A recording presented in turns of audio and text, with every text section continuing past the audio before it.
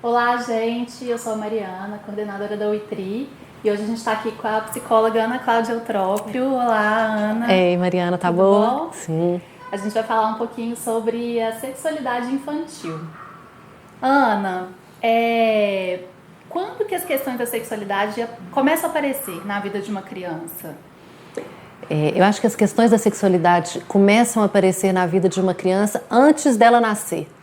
O jeito como a mãe aprendeu a ser mulher, o jeito como o pai aprendeu a ser homem, o jeito como esse casamento se deu, o jeito como essa família lida com vários assuntos, já são como o jeito, como a sexualidade dessa criança vai ser educada e vai aparecer, né? A gente pode perguntar assim, quando que a criança começa a fazer perguntas. Talvez a gente possa pensar que a criança começa a fazer perguntas, obviamente, quando ela já fala. Então, pensando que a criança fala aí entre 2 e 3 anos. E também tem um outro marco que ajuda muito a criança a começar a fazer perguntas, que tem a ver com desfraude. No momento em que ela é desfraudada e começa a ter a relação com o corpo dela e com o corpo dos colegas, né, no ambiente escolar de uma outra forma, novas perguntas sobre a sexualidade começam a serem feitas. Agora, a sexualidade começa, né? A sexualidade de uma criança começa antes dela chegar, dependendo do jeito como ela é tocada, do jeito como ela é acolhida, do jeito como ela é amada. Tudo isso são situações que estão educando a sexualidade dessa criança, né? Mas quando que começam as primeiras perguntas? Quando que ela percebe que tem uma diferença ali entre ela e o irmão, ou ela e o pai, Sim. ou a mãe? Como eu estava falando antes, assim, as perguntas começam lá para os 2,5, 3 anos e segue. O problema é que não passa, né? A gente fica achando que vai passar as perguntas das crianças, que uma vez que a gente respondeu, acabou, a gente pode dormir tranquilamente, plenas, pronto, cumpri meu papel, já respondi. Só que não é assim, porque as situações de vida da criança vão mudando, vão acontecendo outras cenas, ela vai escutando coisas que ela não vai compreendendo, então as perguntas não cessam, elas vão continuando, elas vão se renovando, ou perguntas de jeitos diferentes vão acontecendo. Eu estava te contando mais cedo, né, Mariana? Eu tenho um filho que está com quase 6 anos e uma filha com 3. No último final de semana, o cachorro do meu irmão estava brincando com a minha filha e naquelas brincadeiras de cachorro no chão, os dois beijaram na boca, segundo meu filho. E o meu filho saiu correndo, mamãe, a Manuela casou com Vila. Eu falei, como é que é? Que o cachorro lambeu a boca dela, então casou. E aí ele fui entender com ele o que era essa coisa de casar, como que o beijo na boca estava para ele significando casamento, a ponto da irmã estar casando com o cachorro. Então, é muito legal isso, da gente pensar que assim, o jeito como a criança entende as cenas cotidianas e vai atribuindo nomes e significados que estão para o mundo adulto, às vezes com um significado diferente do que a criança atribui. Né? Eu fui perguntar para ele, então o que é casar para você? Ele falou assim, beijou na boca, casou. Eu falei, é assim? E aí fui entender como que na lógica infantil, um termo que no mundo adulto a gente usa com um significado, na lógica infantil aparece com outro significado, né? Então acho que a nossa tarefa, assim, enquanto pai, mãe, o cuidador, vovó, padrasto, madrasta, tio, tia, quer dizer, quem estiver cuidando dessa criança, quando a gente pensa assim, né, na educação da sexualidade da infância, a gente está disposto a ouvir a criança, a ouvir o jeito como ela significa as situações cotidianas que acontecem com ela, que ela está descobrindo e contando e revelando sobre os sentidos que ela está construindo e como a gente vai intervir nesse processo oferecendo outras informações. E eu falei com ela, falei com meu filho assim, mas beijou na boca é igual a casar? E gente casa com cachorro? De onde você tirou isso? E aí fomos brincar num tom leve, numa brincadeira. Não precisa de ter DR sobre a sexualidade, né? A gente tem mania de dizer, agora vamos fazer um DR, deixa eu ter a tal conversa e ensinar. Não, gente, a coisa pode ser mais fluida, pode ser mais sentida, pode ser algo que faça parte do cotidiano da família, né? Claro que às vezes as famílias travam com alguns temas, então a gente tem instrumentos para mediar, às vezes tem um livro, às vezes tem um filme, né? Que pode ali ser algo que vai mediar essa conversa para dar mais tranquilidade para o adulto. Né? Porque nós adultos temos uma carga em relação à sexualidade que vem, né, uma carga histórica, uma carga cultural, que é muito maior do que a carga que as crianças têm. Então a gente também não precisa de querer passar para a criança toda a carga que nós adultos já temos. A gente tem que ir na medida da criança, na dose da criança, no tanto que aquela criança tem de compreensão e maturidade, para ir aos poucos né, informando, educando, respondendo sempre, né? Deixar a criança sem resposta é a pior coisa que a gente possa fazer, porque a gente está ensinando para ela, ao deixá-la sem resposta, que aquele tema é um tema que não se pode falar. E a gente precisa de ter uma relação com a criança que mostre para ela que a gente é adulto e a gente suporta qualquer tema, que o que ela quiser perguntar para a gente, o que ela quiser contar para a gente aguenta e a gente está ali para ela, né? Então é importante ter esse jogo, assim, de criar uma relação de confiança para que a criança se sinta à vontade para perguntar o que ela quiser, o que gerar curiosidade nela e que a nossa resposta seja uma resposta no nível da vivência da criança e não com toda a carga de sexualidade que a gente tem enquanto adulto, né? Tem que encontrar essa dose, né? Que é um desafio, claro, mas é um desafio que pode ser vivido e que precisa ser vivido e que quanto mais a gente ler, estudar, discutir, pensar, refletir sobre o tema, mais tranquilidade e competência a gente vai ter para dar conta desse desafio, né? Que é um desafio da educação. Os temas mudam. Os temas mudam porque o mundo muda, né? Então também querer ser, se eu quiser ser a mãe que a minha mãe foi, embora minha mãe foi uma ótima mãe, um beijo para ela, se eu querer ser a mãe que ela foi, eu vou estar inadequada. Porque o mundo era de um jeito quando ela me educou e o mundo hoje é de outro jeito enquanto eu estou educando meus filhos, né? E eu preciso de educar meus filhos conforme o mundo está hoje. Então não dá também para negar que as mudanças sociais que acontecem, o processo histórico, cultural, econômico, político que a gente vive, influencia o modo como cada uma de nós educa nossas crianças. E é preciso a gente esteja atenta a esses contextos e fazer escolhas e tomar decisões de que criança a gente quer educar, passando que tipo de informação, com que tipo de discussão, né? Essa é mais uma tarefa que está aí colocada para nós que estamos dispostos a educar crianças, né? Sim. E você está falando aí de como que o mundo está hoje, né? Eu acho que cada vez mais a gente vê as coisas muito sexualizadas, né? As músicas, as novelas, a gente vê aí que tem novela que passa 5 horas da tarde na TV Globo e em outras que tratam desses temas muito abertamente, né? Sim. Um horário que muitas crianças às vezes estão assistindo TV ou estão passando por ali, a TV tá ligada, músicas muito sexualizadas, Sim. né? E eu sei que mesmo além dessas que são muito explícitas, tem uma outra questão que passa às vezes nas entrelinhas e que acaba provocando perguntas, né? Das crianças. O que você acha disso? Como se lida com esse tipo de coisa? Quando eu era criança, o pânico das famílias era a televisão. Então, assim, a televisão vai destruir as famílias. Hoje, o pânico das famílias é a internet. A internet vai destruir as famílias, a internet é muito perigosa e tal. Eu imagino que o pânico de uma outra geração tenha sido o rádio.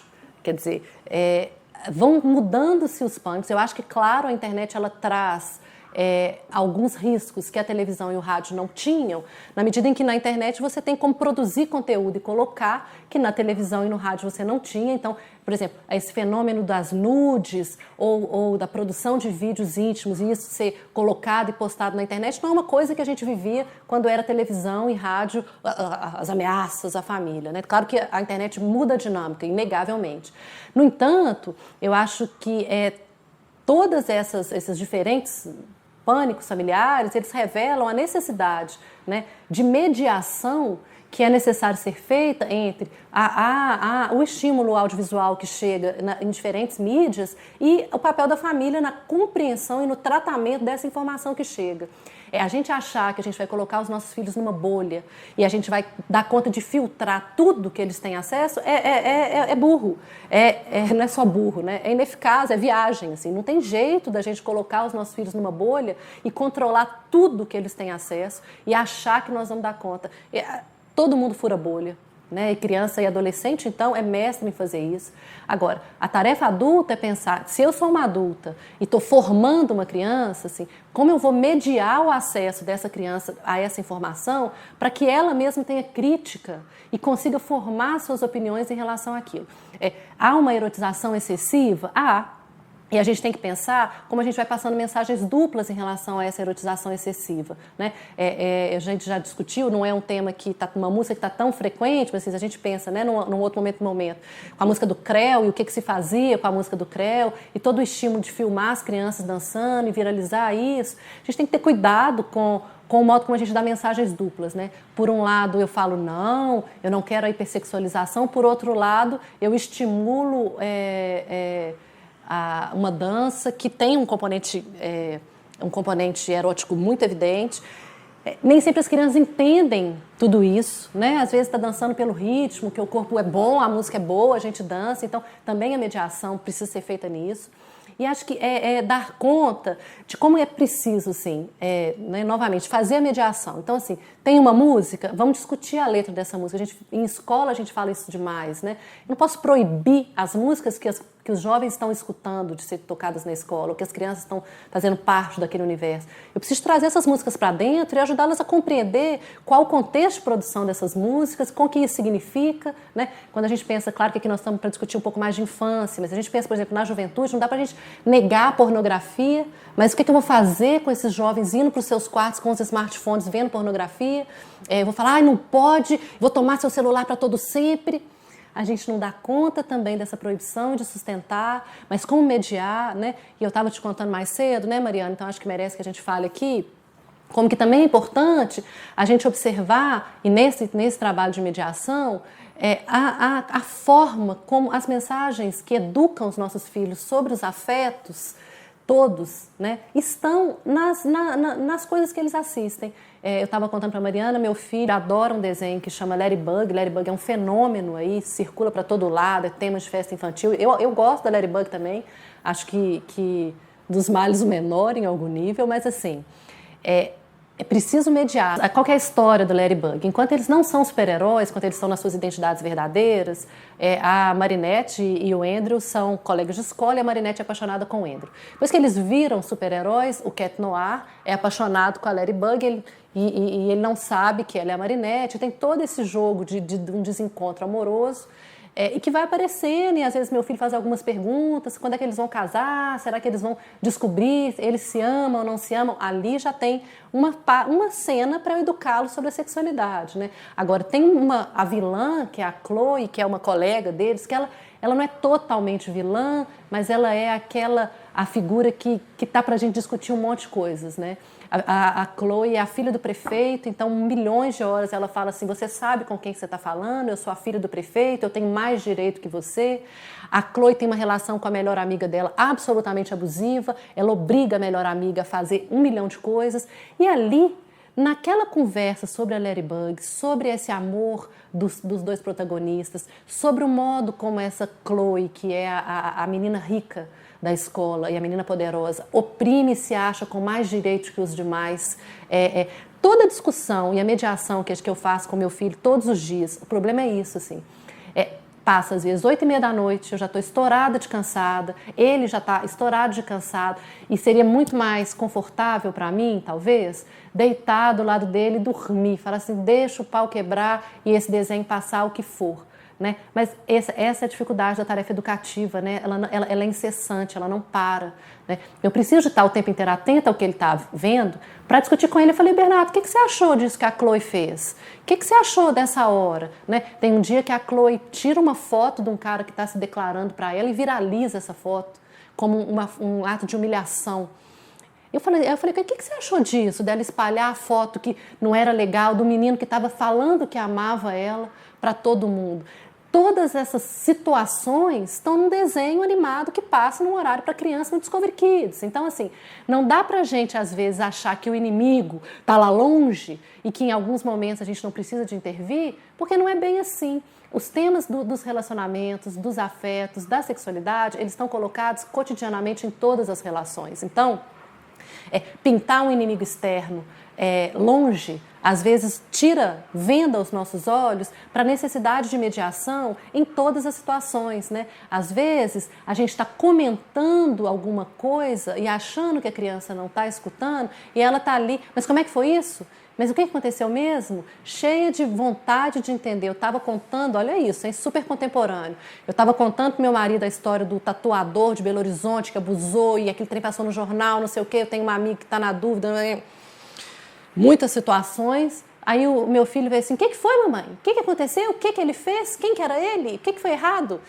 E aí pedala Robin para sair de uma situação dessa, mas é isso. Aí não, aconteceu, ele encostava nas moças de um jeito que as moças não se sentiam confortáveis, a gente acha que ele não tem direito, que o corpo de cada pessoa é o corpo de cada pessoa, e tem que dar conta de responder para a criança, no nível da criança. Eu não vou explicar para a criança tudo que está envolvido nessa cena, mas também não posso deixar ele sem resposta, né? Porque a criança pergunta, a criança está querendo entender o mundo, ela está querendo compreender a sociedade que a cerca, e a nossa tarefa educativa é dar conta de oferecer para a criança, na linguagem da criança, repertório de compreensão do mundo, né? Claro que para isso, nós, enquanto educadores e cuidadores de crianças e família, de uma forma geral, a gente precisa de parar para pensar no que a gente acha desses assuntos, a gente precisa de perder o medo dos temas da sexualidade e se informar sobre eles, discutir sobre eles, pensar sobre eles, ler coisas, para que a gente tenha condições de, quando vier as situações, a gente dar conta. Claro, nós vamos dar conta de tudo? Não, porque nós somos humanos, falhos. Tem hora que a gente vai ficar numa sinuca de bico, não vai saber o que falar, mas pelo menos que essas cenas em que a gente não sabe o que fazer sejam menos vezes, né? Menos frequentes. Acho que esse é o convite, assim, sem achar que há uma onipotência de alguém que está totalmente pronto, que dá conta de tudo, porque não existe essa pessoa, né? Mas que a gente possa também não negar que pensar sobre os temas da sexualidade faz parte da nossa preparação para ser pai, para ser mãe, para ser vó, para ser tia, para ser padrasto, para ser madrasta, para ser quem cuida de uma criança e quem está disposto a educar uma criança para o mundo que está aí, né? Acho que é isso, né, Mari? Legal, super completa essa resposta. Muito bacana, Ana. Eu queria aproveitar de fazer uma pergunta, mudar um pouquinho o assunto, sim, mantendo o tema da sexualidade, né? Mas te perguntar sobre uma questão que eu acho que é um dos maiores pânicos de todo pai e toda mãe, que é como que você instrui seu filho na tentativa da prevenção do abuso sexual. Uhum. Então, a violência sexual é uma coisa que acontece. Ela acontece majoritariamente de forma intrafamiliar, né? Se a gente pega as estatísticas, a gente vai observar que não é um estranho que a criança não conhecia que vai cometer uma violência sexual. Normalmente é alguém da família ou alguém do círculo de amizade mais próximo, alguém aparentemente acima de qualquer suspeita. Então isso transforma os debates sobre a violência sexual num tema que às vezes a gente tem dificuldade de falar porque a gente coloca em xeque as relações de confiança que a gente estabelece na nossa rede de convívio, né?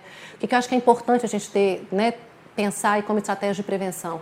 A gente precisa que a criança confie na gente, que a criança possa falar qualquer coisa com a gente, né? E está dentro dessa possibilidade de ter um diálogo de confiança e essa construção dessa relação de confiança para que a criança sinta que ela possa falar com a gente qualquer coisa, não é uma construção que se dá de um dia para a noite. É uma construção cotidiana, em cenas das mais variadas possíveis, né? Que passa por contar que fez uma coisa errada em casa, que quebrou um copo, que escondeu um para-casa. Quer dizer, tem uma série de transgressões que fazem parte da infância e que se a gente já vai e com aquela carga e já fecha o diálogo com a criança, não, mas você fez tudo errado, a criança começa a aprender que ela não pode contar para você as coisas. Então a gente tem que ter cuidado para garantir esse vínculo de confiança, para que a criança tenha condições de contar e confiar no adulto que cuida dela, né?